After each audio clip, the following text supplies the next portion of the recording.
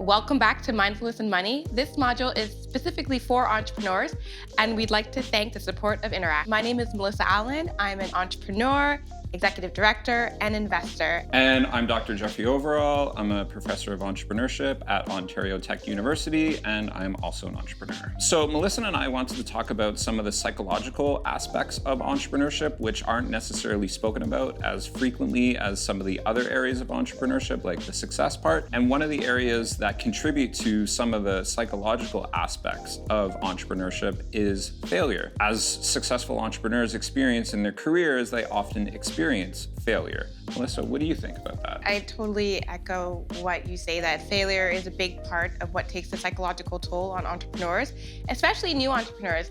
But the good news is that what's not known in many entrepreneurship circles is that failure is a good thing.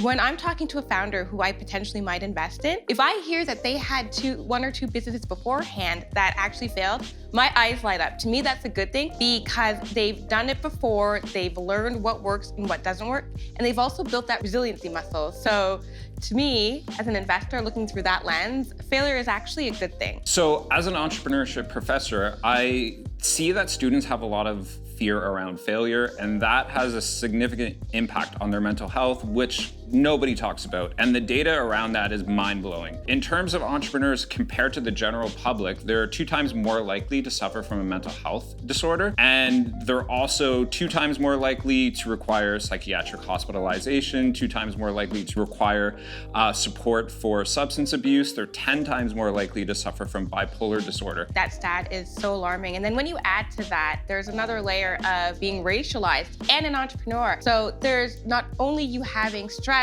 over the entrepreneurial journey, which I'm sure everyone does, add to that the element of racism and the toll that takes. I come from the Black community, I'm Jamaican Canadian, and 76% of Black entrepreneurs in Canada say that racism has negatively impacted their business. For myself, for example, when fundraising, race has become an issue in some instances where I don't think that I was taken as seriously as my white male counterparts in the venture capital fundraising process. So it's definitely impacted me personally. What I noticed as being an entrepreneur, some of the challenges that I had was around the ecosystem of what's expected of an entrepreneur. There's a lot of somewhat positioning that people go through as an entrepreneur that they feel like they have to work so many hours per week. Oh no, absolutely. And it becomes really tricky when you're not a student or when you're not in that early 20s, just graduated post-student phase where you have other responsibilities, right? Like you may have to take care of your family or your children, or you have a mortgage. That tends to alienate founders and entrepreneurs who don't have 24/7 to work on their business. And in fact, they try to juggle everything. And I am seeing a lot of that stress come up in founders who do have these extra added responsibilities. When you're in your 20s and coming out of university, you can push yourself to a certain level and you can do that for a certain amount of time, but then you experience, health issues, you can burn out, and that is some of the things that are happening in the entrepreneurship community. And what really helped for me was using consciousness practices, being more balanced and centered,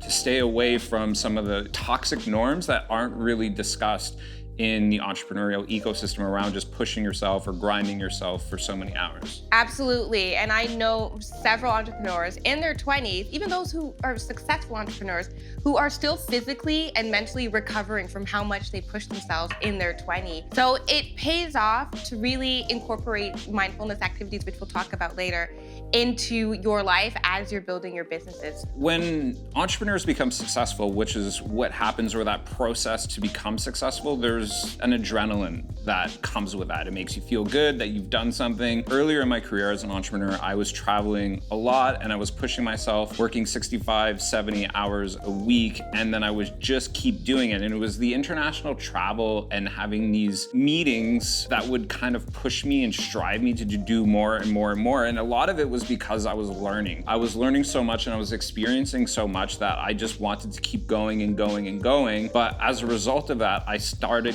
to get sick. I wanted to push my boundaries, but I would push my boundaries to places where it was just unhealthy. And then through that process, I was hospitalized from a burnout, and then engaging with mindfulness activities, I was able to really see what was toxic about the way that I was operating and how I was working, and then was able to make changes in that, get to a place where I was far more productive working half the hours that I was working than I was, burning myself out working 65, 70 hours a week for a decade. And it really resonates with me because I have a similar story to that. Because between 2015, 2020, when I was a financial advisor and I had my own practice, I had to build my book of business. I had to build my practice from scratch. And I was driving across the GTA maybe 2 or 3 times a day, meeting with clients, completely working around the clock. I got a lot of recognition for the work I was doing, but I was so incredibly tired that in 2017, I actually had my first panic attack where I couldn't just let it pass and sit through it. I had to actually take the day to recover from it. And on top of that too, from the stress, my hands started to get numb. It was only until the pandemic happened, when we were all forced to slow down in 2020, that I actually took that time to admit to myself finally, the way I was working wasn't working. Thanks to just that realignment, that reassessment, and that rest, I figured out a way to work that works for me, where I can do sprints, rest, because I know that about myself and that's how I work. I can say that I easily doubled my income in the 2 years since, because I learned how to work in a way that respects my body and how I operate. There's been this whole popular culture movement towards entrepreneurship and glamorizing entrepreneurship. When I just graduated university, nobody wanted to be an entrepreneur. We all wanted to get that job at that Fortune 500 company. And I feel like it's only since the 2010s where all of a sudden now everybody wants to be a startup founder and an entrepreneur. And what do you think of that almost like commercialization of entrepreneurship in society? Yeah, when I was working at Ryerson, we used to say around the entrepreneurship department is that entrepreneurship is now kind of like the dancing bear that everyone wants to be involved with and everyone wants to do and be an entrepreneur, which I think is great.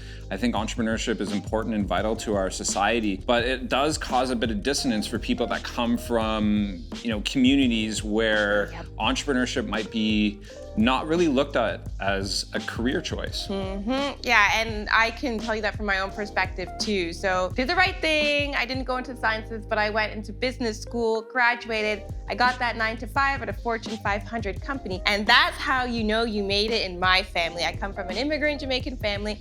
That's how you know you made it. And if I were to have told my family, I want to just leave my job and do this startup, I'd be met with, why would you want to do that? Why would you want to give up such a great job and benefits and a steady paycheck?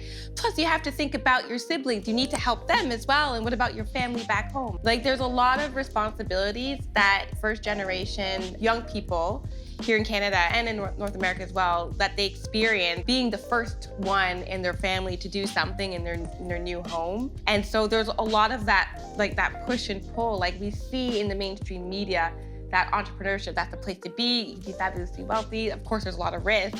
But then sometimes coming from home too, there's really that pressure to stay safe. And that creates a lot of conflict too, which by the way, I noticed means that oftentimes if you're racialized, you become a founder a little bit later than that early mid to 20s age, right? Because you kind of take the path that you're kind of nudged toward, and then maybe you save some money, or maybe you just don't want to do it anymore, and that's when you have the confidence and the resources to leave and break out on your own. For sure, and that part about if there's issues with your family of origin around entrepreneurship, as the first round of investment is from friends and family, and if you're Bingo. Going to your friends and family, and there's already that sort of viewpoint, it's hard to just come right out and say, I want to be an entrepreneur and I don't want to go down the traditional path.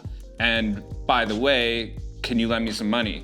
Exactly. I'm laughing because I see this so much in the entrepreneurship ecosystem, the impact of not only just the entrepreneurial mindset or lack thereof, but also the generational wealth or lack thereof, and how that really impacts racialized entrepreneurs here in Canada. All right, so I'm gonna break down this concept of generational wealth. It is your family benefiting from an institution and from a society that has made it easy for them to acquire wealth over generations. And that wealth then gets trickled down through generations and to you, where you didn't even have to earn it. And a lot of us who are new to Canada or whose parents are new to Canada We don't have access to that generational wealth. It's so nuanced, it's so subtle, but it's not talked about when in the context of, education and support, and the fact that founders and entrepreneurs who do have those resources that they were able to receive, that actually puts them, on third base as opposed to, going up to bat. And that's why oftentimes we see a lot of racialized and first generation and second generation entrepreneurs and founders struggle to get their business off the ground and to scale it much more than their white settler counterpart. The good news about generational wealth, or lack thereof, is that it's really come into the global consciousness or the Western consciousness. And so what we've seen, especially after Black Lives Matter and George Floyd, is that there's a lot more investment now into Black founders, both financial and resources and mentoring. 73% of Black identified Canadians say that generational wealth has stopped them from being able to scale their business. And that absolutely comes in the round of friends and family. I see it every day. And it's yet another challenge that if you're a Black or you're a brown entrepreneur, that you have to overcome on top of the pressure from your family and the racism that you face in society. So what do you see as a solution to that? I'll unpack this right now. So number one is that understand that this entrepreneurial, this tech ecosystem, the startup ecosystem, there is a place for you in it, and there are resources in it through accelerators, through grants, etc., through support, through connections. It's there. You just have to go out and find it and make a place for yourself. Go out and network. Like, you can go on LinkedIn, message people who you admire or who are maybe a few steps ahead of you in the game. And me, I've actually raised money by DMing people on Instagram as well. So don't be afraid. And in fact, it's imperative that you put yourself out there. And I know it's so hard, but you can do it and think of your mission of your business. And then on top of that too is understand that it does take time to build that network up. If you do not have that support from your family of origin, whether it's emotional support or financial support, you're gonna have to go out there and find a new base of support. And that will often take time. So please be patient with yourself in the meantime. Build your network, and when I say network, I mean deep, meaningful connections and relationships. And also seek out the support that's out there. Canada relies heavily on innovation. Our economy is growing that way, and we're investing a lot into innovation in the post-pandemic world. Seek out those resources through accelerator programs and mentorship programs. And I know that it's really, really hard for some entrepreneurs to do that cold calling, to go and put themselves out into that space of vulnerability. And if people come from a background of, confidence issues, or there's some trauma there, that it's difficult for them to kind of make that step. But what I found that worked for me is that knowing in advance that you're going to get through a bunch of no's before you get the yes. So just whenever that no comes, then there's going to be a yes coming. I say that all the time. Yeah. Exactly. It's like, embrace the no's, welcome them, because the sooner you get the no's out of the way, the quicker you get to a yes. And back in the days when I was selling insurance, we used to say that for every 10 meetings you had, one would turn into a sale.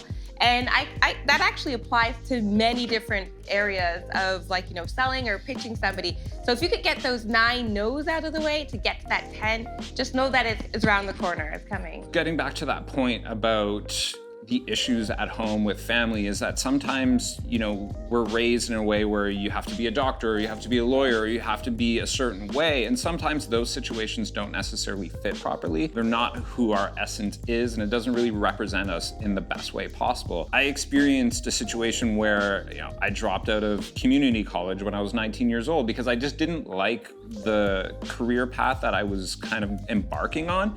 And I wanted to do something different, but, dropping out or changing course after you've told all of your friends and family that you're going to do something is not an easy task. And it was really difficult for me, and I reflected on it and looked at it as a failure. And that failure that I saw in my mind was what I kind of used to motivate myself, because I felt that I wasn't good enough, and then I lacked the skills that I needed to be successful, so that I pushed myself extra hard. It led me to be, successful in a lot of different ways, but it was toxic. I just saw that it wasn't healthy for me to, behave in that way, reflect back of what was kind of the root of my trauma, or it made me behave in those ways that I did that weren't healthy, and then make the adjustments along that way. Everything in your life is connected. And there were certain areas of my life that weren't working in that 2015 to 2020 era. Building my business, that's finding it super hard. I was burnt out. Relationships, like my personal relationships, my friendships with my family, and nothing was working, but my intuition told me that it was all interconnected. So I actually started to invest a lot of time and some financial resources into counseling. I did a lot of personal development workshops. I read a lot of books, watched a lot of YouTube, and I started to really address those areas of my life that I thought I could tuck away and just focus on being successful, because being successful solves everything, right? No. It's all connected. And so I can say, I would say literally maybe a year or two after I started to intensely, work on my personal development and growth and get professional help and support, I started to really see those results come in as well in my personal life, and it leaked definitely into my professional life and how I relate to my friends and family. Yeah, I think that's really, really important that you mentioned that, is that it comes back to the individual entrepreneur and really having self-awareness, understanding where their limitations are, what they're good at, what they're not good at, and then really focusing on how they can, maximize their strengths and maybe come up with ways with maybe mentors or surrounding themselves with good people that can help them to overcome their weaknesses, so they're not trying to do everything, which is often what happens to entrepreneurs. But if you're surrounding yourself with good people and getting good sound advice and taking care of yourself, you're going to be able to work a lot healthier, a lot smarter, cut down on your blind spots, and you'll see things a little bit clearer that you might not have if you just kept your head down and pushed and pushed. Exactly. And I think the key to that is, number one, from an internal perspective, is really listening to and understanding your body and what it's trying to tell you. Because I think they say at first it'll whisper to you and then it'll scream, right, what's happening. And so you want to address it when it's at the whisper stage. So really listen to that, pay attention, and give yourself permission to act on what your body is telling you. So if you have to rest. If you need to take a moment to do some yoga or to do some meditation or just talk to a friend, do that as well. And then speaking of which, the external way, or the second way that really made a difference for me, was finding like-minded people like yourself, like Rhiannon, in the community, who could really support me when I was going through moments of stress, trials, and tribulations. They also provided a lot of wisdom and insight, so I could bypass a lot of levels and avoid a lot of mistakes that a lot of other entrepreneurs would make. Yeah, for sure. And I think the takeaway is that entrepreneurship sometimes feels isolating, but it's not a solo mission. You need to be around with other people. You need to know who your tribe is and who your community is and who you can work with to help you. So for any tips on the trade for people that just want to know their baseline of where they are from a mental health perspective, emotional, spiritual, physical, mentally, is to integrate things like balance and, take care of your mind-body connection, are eating healthy, getting adequate sleep, maybe meditating or doing yoga through that process, is that you can actually work smarter and be far more effective working less hours than you would be burning yourself out. Exactly, because we all know how hard entrepreneurship is. And so if you build a very solid foundation for yourself, that will only help you to become more successful, because it will remove those barriers that could be holding you back. So I would say another critical piece of becoming an entrepreneur, a successful entrepreneur, is to really work on that foundation of yourself, right? And get to the heart of healing trauma, of assessing what's working for you, what's not working for you, and having that support system around you. Definitely, for sure.